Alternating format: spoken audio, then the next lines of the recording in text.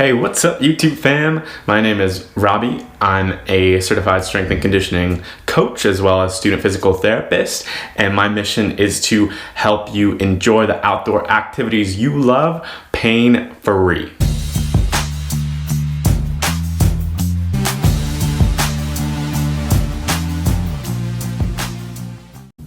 So today I want to talk about back pain while surfing, some common causes, and some tips to help reduce that back pain. So some quick facts about lower back pain. In a study looking at about 380 individuals, the two main causes of chronic lower back pain were spinal stenosis, so a narrowing of the spinal canal where the nerve exits, and a herniated disc, so the disc in between the two vertebrae that pushes out and can push on your spinal nerve. So we got our pal Benny Bones over here, and if we take a look at his lumbar vertebrae, so we have our L5, 4, 3, 2, 1 segment, and the study noted that the majority of lumbar pathologies occur below the L3, L4 segment. So below the L3, L4 segment, most commonly occurring at the L4, L5 segment. So a big issue that affects surfers that I see is a stiff thoracic spine. So issues with spinal mobility. So when you have a stiff thoracic spine where you're supposed to be getting a lot of your spinal extension from, you compensate the lack of mobility in the thoracic spine with hypermobility in the lumbar spine. Again, typically the L4, L5, L5S1 segment, but it can also be the L3, L4 segment. So some lifestyle factors that can contribute to this lack of thoracic mobility and the compensatory hypermobility in the lumbar spine is just kind of our static postures throughout the day. So if we're constantly in the seated posture, we get what's called adaptive shortening. All the tissues, the muscles, the ligaments, the fascia, and other connective tissue that's kind of stuck in this chronic position tends to get shortened, as well as the opposing tissues like the muscles supposed to keep you in a more upright posture get chronically lengthened. Another common contributing factor to lower back pain and spinal stenosis is someone with an anterior pelvic tilt that tends to put your spine into even greater extension. So there's three things we're gonna do to help reduce your back pain while surfing. The first being is working on that spinal segmental mobility, making sure to restore mobility into each segment of the spinal column. So it's not all coming from your lower back, your lumbar spine, and causing issues there. Next, we're gonna address an anterior pelvic tilt. If you tend to have one, it's going to cause constant stress on your lower lumbar spine area. And the last thing that we're going to do is address proper paddling mechanics. So more optimal positions to help reduce the stress on your lower back so you're not compensating with your lower back and neck. Okay, so we're gonna start off by addressing that spinal segmental mobility. So we're gonna do that by addressing the thoracic spine, going into flexion and extension, as well as rotation.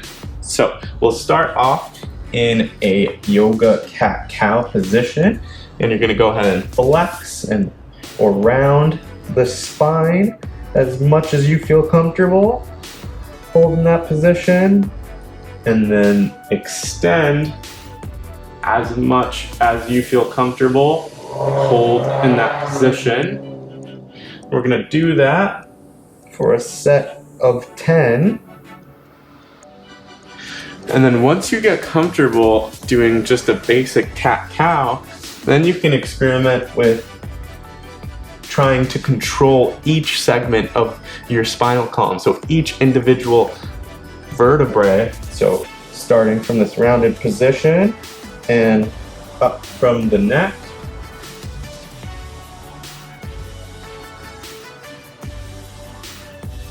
all all the way to your tailbone, and then starting at the tailbone,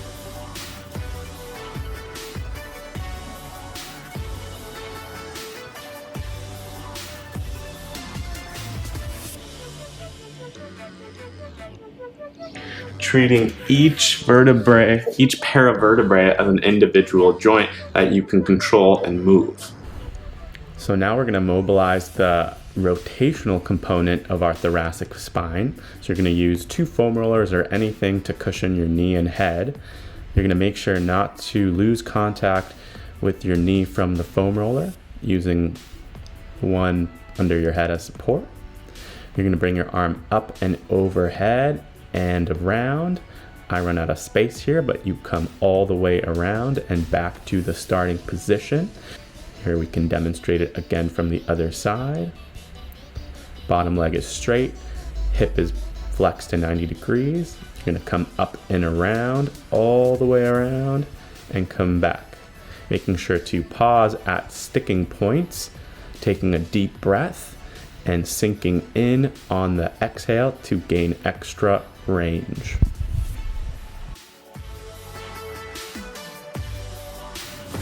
One of my favorites for improving thoracic mobility, as well as just kind of getting knots out of your back, is using a peanut foam roller.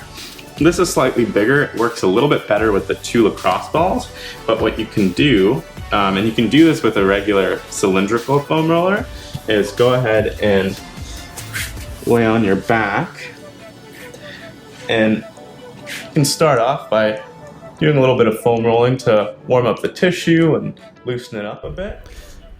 And making sure to have your core slightly engaged so you are not bending from the lower back. You're going to support your head with your hands, squeezing those elbows together, and you're going to flex and extend over that foam roller, pivoting on each segment of your spinal column, mobilizing each of those different segments, making sure not to mobilize below that mid-back region. For an anterior pelvic tilt, we're going to work on stretching our hip flexors that tend to be tight, as well as strengthening the core and glutes. And you can do a lot of different core strengthening and glute strengthening exercises to address those issues, but I'm going to show you a couple movements that I like to do. All right, we're going to stretch our hip flexor muscles by starting off with the 1 joint hip flexor, tucking the pelvis and squeezing the glute, bringing the hips slightly forward. We're going to target that psoas muscle as we tilt to the side. Next, we are going to target that 2 joint hip flexor muscle group by grabbing hold of our ankle, bending the knee, and you should feel a pretty deep stretch in that thigh or hip region.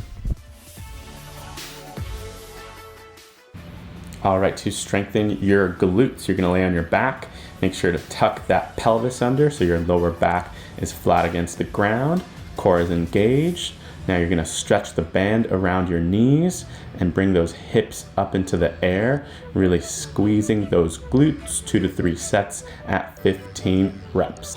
And from that position, laying on your back, the last movement to address your core, you're gonna go ahead, get into this dead bug position, making sure that lower back stays nice and flat against the ground, kind of pulling the belly button in. You're gonna go ahead and kick, alternating arm and leg back, and bring them together. Open, close, making sure you're not arching that lower back. All right, lastly, we're gonna talk about proper paddle mechanics. So you're engaging the right musculature and not overworking or overstressing your lower back. All right, so here we have someone arching mostly from that lower back and neck area, plus it placing a lot of stress on those 2 regions. What you want to do is squeeze those glutes, core engaged, arch from that upper and mid back, slightly from the lower back to create a more even curvature with the chin tucked, reducing the stress on those 2 areas.